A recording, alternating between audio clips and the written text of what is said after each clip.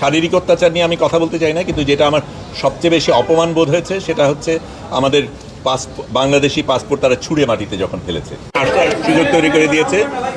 প্রথমে যে জিনিসটা মনে রাখতে হবে, এখনও কিন্তু গাজা মুক্ত হয়নি। গাজার মানুষরা এখনও আক্রান্ত, তাদের উপর এখনও নির্যাতন চলছে, এবং সেটা যতক্ষণ না হয় আমাদের কাজ কিন্তু শেষ হয়নি। তার বাইরে যেটা বলবো, আমি অনেক মানুষকে ধন্যবাদ জানাবো। প্রথমে বাংলাদেশি যারা সারা পৃথিবীর থেকে সাড়া দিয়েছে, দোয়া করেছে, ভালোবাসা পাঠিয়েছে, তাদের কাছে আমি কৃতজ্ঞ।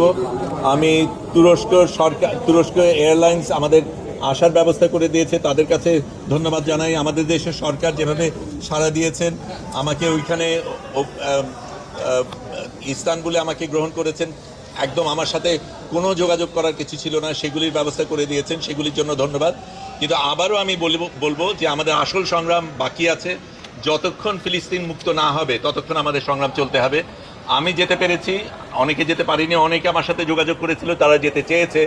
আমি মনে করি আরও হাজার এরকম ফ্লোটিলা যাওয়া দরকার, এবং যতক্ষণ না ফিলিস্তিন মুক্ত না হবে আমাদের এই সংগ্রাম চালিয়ে যেতে হবে।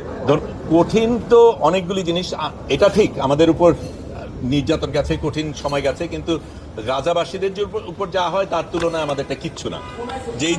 যেই জিনিসগুলি হয়েছে সেটা প্রথমে আমাদের একেবারে শুরু থেকেই যেই জিনিসগুলি ছিল, একেবারে প্রস্তুতির দিক থেকে অনেকগুলি সতর্কতার ব্যাপার ছিল, নিরাপত্তার ব্যাপার ছিল, অনেক কিছু আপনারা জানতে চেয়েছেন, আপনাদের জানানো যায়নি নিরাপত্তার কারণে, কিন্তু আমাদের একটা স্ট্র্যাটেজিক্যালি চলতে হয়েছে।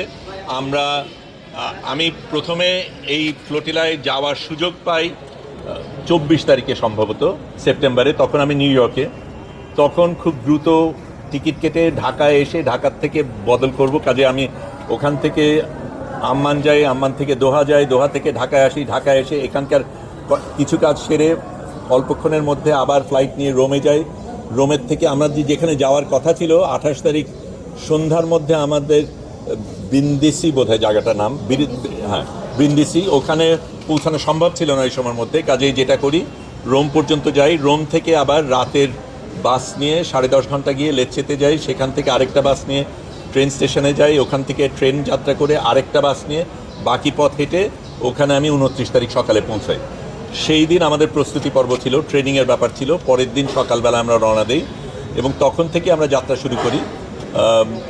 তারপরে আমাদের আগে ছোট 8টা ফ্লোটিলা রওনা দিয়েছিল, তারপরে আমরা রওনা দিই। এটা ছিল সবচাইতে বড় ফ্লোটিলা পুরো সব কিছুর মধ্যে, অনেক বড় অন্যদের থেকে। এবং আমাদের প্রধান এর মধ্যে আরোহী ছিল সংবাদকর্মীরা এবং স্বাস্থ্যকর্মীরা, এবং আমাদের ইচ্ছা করেই সেটা করা হয়েছিল, কারণ এই কর্মীদের উপরে সবচেয়ে বেশি আক্রোশ ছিল ইসরায়েলের, সবচেয়ে বেশি হত্যা করা হয়েছে এই সংবাদকর্মী এবং স্বাস্থ্যকর্মীদের। কাজে আমরা সেটার প্রতিবাদে গিয়েছি, এবং যদিও আমাদের সাথে ত্রাণ ছিল, ত্রাণ দেবার উদ্দেশ্যে না, আমরা যাতে ওদের উপর বোঝা না হই সেই কারণে আমরা নিয়ে গিয়েছিলাম। কিন্তু যেটা আমাদের খারাপ লেগেছে সেটা হচ্ছে এই ত্রাণগুলি ইসরায়েলিরা নিয়েছে। কিন্তু আমার কাছে যেটা সবচেয়ে বেশি, শারীরিক অত্যাচার নিয়ে আমি কথা বলতে চাই না, কিন্তু যেটা আমার সবচেয়ে বেশি অপমান বোধ হয়েছে সেটা হচ্ছে আমাদের বাংলাদেশি পাসপোর্ট তারা ছুঁড়ে মাটিতে যখন ফেলেছে।